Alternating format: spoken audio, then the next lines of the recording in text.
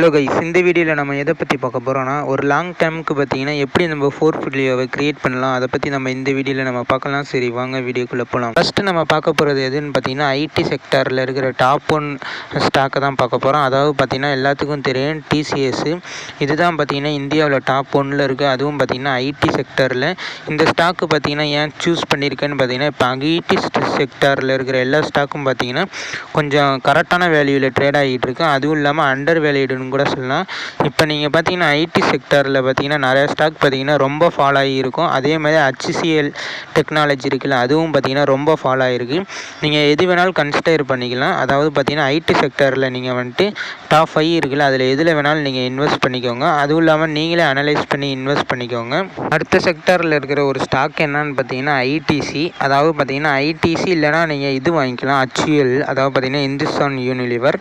இந்த FMGCS செக்டாரில் இருக்கிற எல்லா ஸ்டாக்கும் பார்த்தீங்கன்னா இப்போ ஃபாலோ ஆகிக்கிட்டே இருந்துச்சு, நீங்களே பார்த்துருப்பீங்க.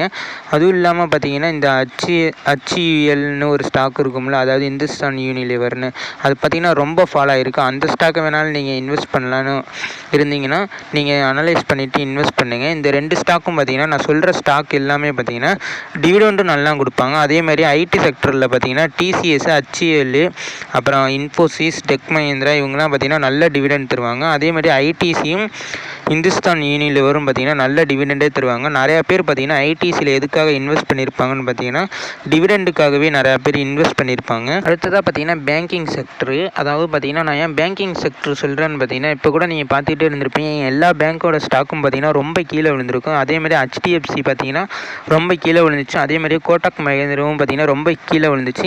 இது காரணம் என்னன்னு பார்த்தீங்கன்னா, யூஎஸில் பார்த்தீங்கன்னா ஃபெட் ரேட் வந்துட்டு இன்னும் குறைக்காமல் இருக்காங்க.